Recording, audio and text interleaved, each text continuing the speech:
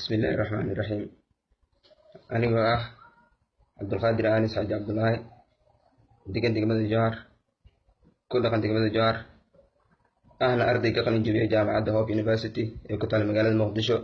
كان برت فاكولتي أوف بابليك هيلث إن كنا عندي مانتا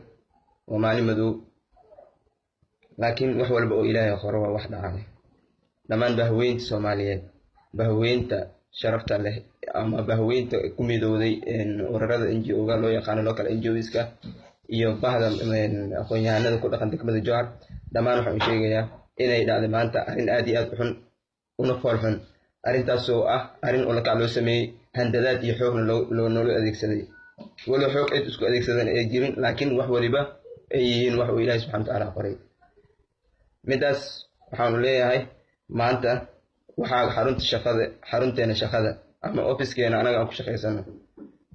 ayaa maanta waxaa dhacday in aabahayga asoo shaqadiisa ku jiro meesha lagala baxo looguna yimaado 22 ruux oo min qori ah uuna hogaaminayo ninka daalumka ah oo ummadda inuu dhaw u yimid oo ummadda xaqooda baneystay oo loo yaqaan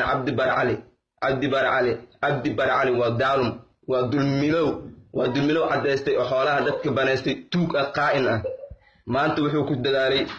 oo dhagarna uu ku sameeyay inuu aabahayga iska fadhiyo officekiisa joogo kormeer uu joogo xoolihiisa shaqo ku jiro inuu abduub sameeyo jirdil u geystaan aniga naftirkeyga mid asaga la socday oo walaalkiis inuu ahaa iyo inuu asaga dhalay inay saabi yihiin ama inuu qabiilkiisa yahay aan sheegi karin wuxuu sameeyay intuu feer ugu dhuftay qalxantii inuu igu jibiyo uu talagalay feer ugu dhuftay feertii markuu ugu dhuftay asaga aan aaday waxaa la hor yimid 11 qori aakid ah oo AK47 ah ayaa amaanka hal mar lee wada dalacday arrintaasna waxay ku dhacday garab la'aan iyo iska warhayn la'aan kulli wax walba Ilaahay hore way dhacayaan subxaanahu wa ta'aala laakiin anaga waxaan la adeegsaday waa qabiil aan la adeegsaday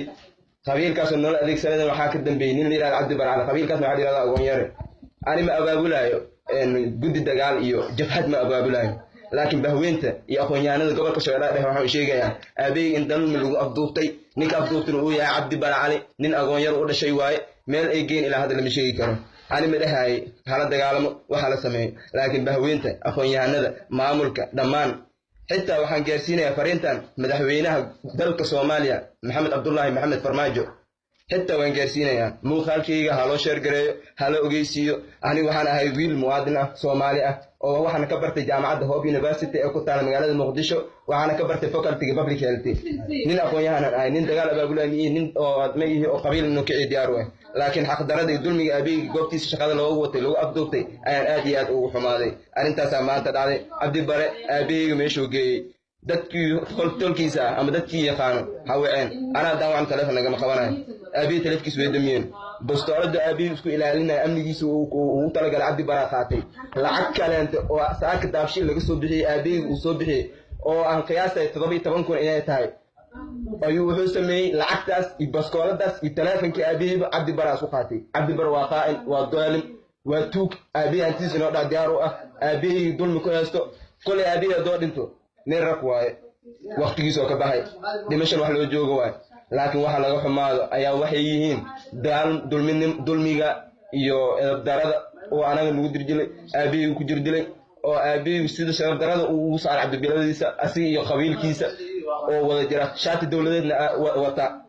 qabiilkiisa asaga oo shaati dawladeed wata arrintaas aad iyo aad ugu xumaaday ana arday Soomaaliyeed ahay jaamacadaas aan ka baxay walo aan ka baxay jaamacadii hadana ma abaabulayo qabiil umana horseeday wadanka burbur laakiin muhiimadu waxay tahay aabahayga ninkaas meeshuu geeyay ha sheego haddii uu sheegi waayana dawladda Soomaaliya